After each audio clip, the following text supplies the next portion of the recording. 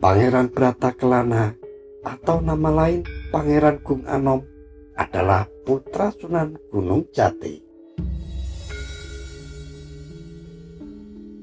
Sunan Gunung Jati yang menikah dengan Syarifah Baghdad punya dua orang putra, yakni Pangeran Jayakelana dan Pangeran Bratakelana.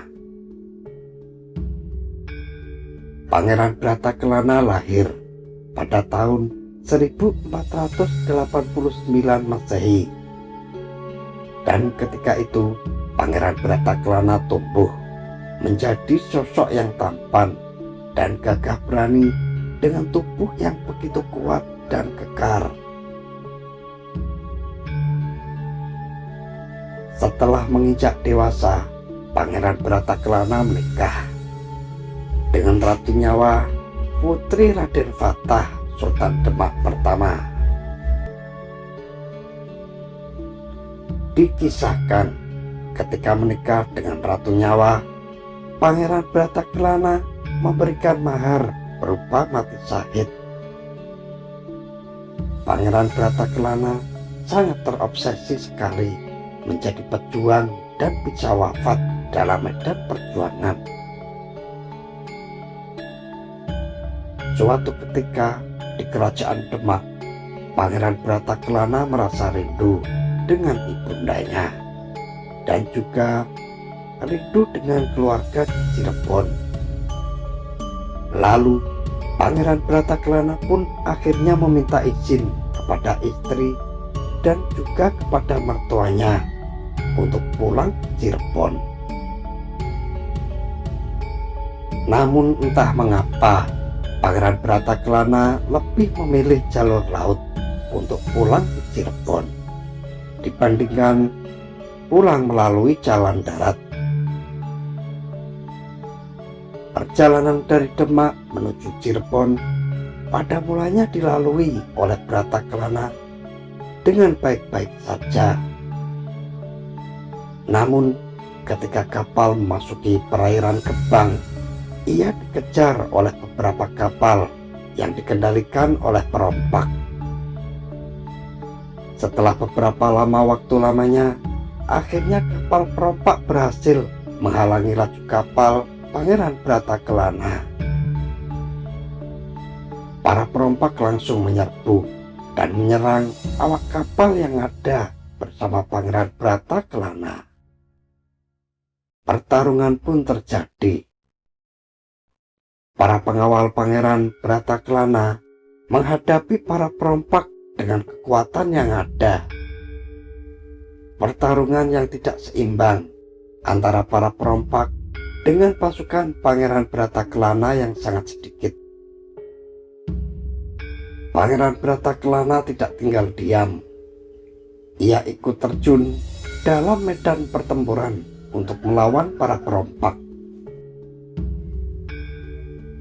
Memiliki olah kanuragan dan kesaktian yang tinggi, Pangeran Bratakelana menghajar satu demi satu para perompak itu. Akan tetapi jumlah perompak yang begitu banyak dan datang terus-menerus membuat para pengawal sang pangeran kewalahan.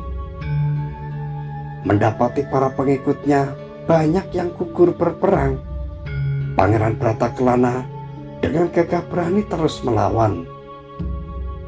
Pengawal Pangeran Bratakelana banyak yang gugur, hanya tersisa 2 orang yang mengajaknya untuk menyelamatkan diri.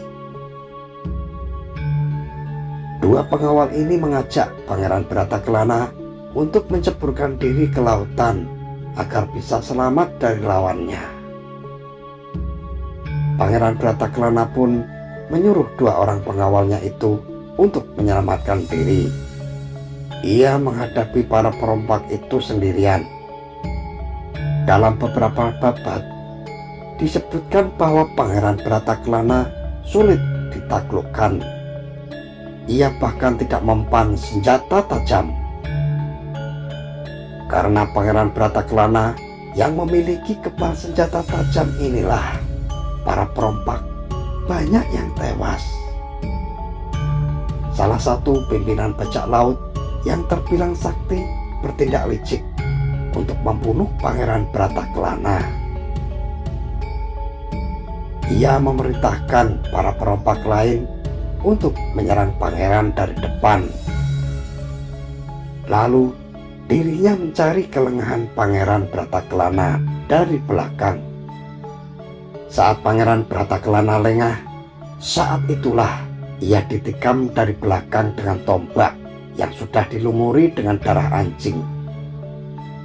Dan benar saja, Pangeran Brataklana yang semula kebal senjata tajam kini mampu ditusuk dengan bambu runcing, sehingga Pangeran Brataklana akhirnya roboh bersimbah darah dan benar-benar menjadi syuhada. Mayat Pangeran Brataklana kemudian dilemparkan ke laut. Mayatnya terombang-ambing oleh ombak hingga ke tepi pantai. 2 pengawal yang berhasil selamat lalu melaporkan kejadian itu kepada Sultan Sunan Gunung Jati.